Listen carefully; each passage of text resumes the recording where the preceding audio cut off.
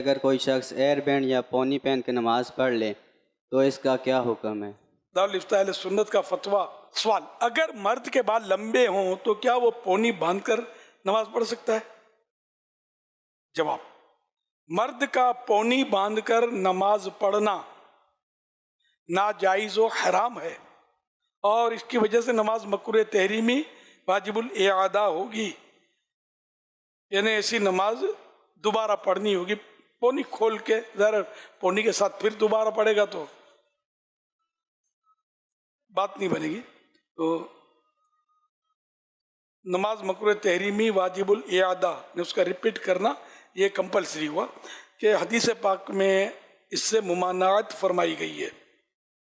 نیز اس میں عورتوں کے ساتھ مشابہت بھی ہے، عورتوں جیسا ہے یہ کام، عورتوں کی مشابہت، عورتوں کی نقل بھی ہے، اور عورتوں کے ساتھ مشابہت اختیار کرنے والے پر حدیث پاک میں لعنت فرمائی گئی ہے.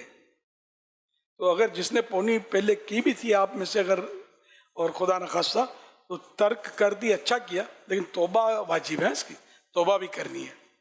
اور جو بھی مجھے سن رہے ہیں خدا نخواستہ پونی وہ بناتے ہیں اپنی، تو یہ چھوڑ دیں، توبہ کرنے اللہ پاک کی جناب میں. اس کی توبہ، اللہ پاک توبہ قبول کرنے والا ہے کہ یہ ثواب کا کام نہیں ہے، گناہ کا کام ہے، ایسا نہ کریں.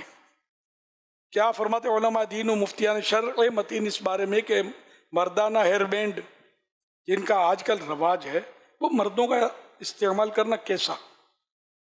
جواب: اولاً یہ بات، یعنی سب سے پہلے تو یہ بات ذہن نشین رکھیں کہ مرد کے لیے کندھوں تک بال بڑھانے کی اجازت ہے، لیکن کندھوں سے نیچے بال بڑھانا ناجائز و حرام ہے، کہ اس میں عورتوں کے ساتھ مشابہت ہے.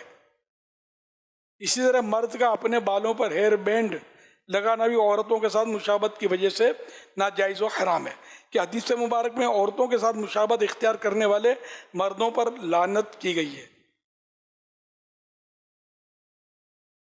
نیز اس کی ممانعت کی ایک وجہ یہ بھی ہے کہ ہمارے معاشرے میں یہ فساق میں رائج ہے. فساق کے ساتھ مشابہت والی وضع قطعہ، یعنی لباس اور باقی جو بازوں کا انداز وغیرہ، وضع قطعہ اختیار کرنا بھی ممنوع ہوتی ہے. لہذا مردوں کا اپنے بالوں کے لیے ہیئر بینڈ کا استعمال کرنا ناجائز و حرام ہے. اور جہاں تک مردانہ ہیئر بینڈ کی بات ہے تو اس کے متعلق عرض ہے کہ لوگوں میں جو ہیئر بینڈ مردانہ کے نام سے رائج ہیں، ایسا نہیں کہ وہ عورتیں نہیں پہنتی، اور وہ محض مردوں کے ساتھ خاص ہیں، بلکہ عورتیں بھی اپنے بالوں کو سنبھالنے یا سنوارنے کے لیے اس طرح کے ہیئر بینڈ استعمال کرتی ہیں جو مرد حضرات مردانہ سمجھ کر لگاتے ہیں.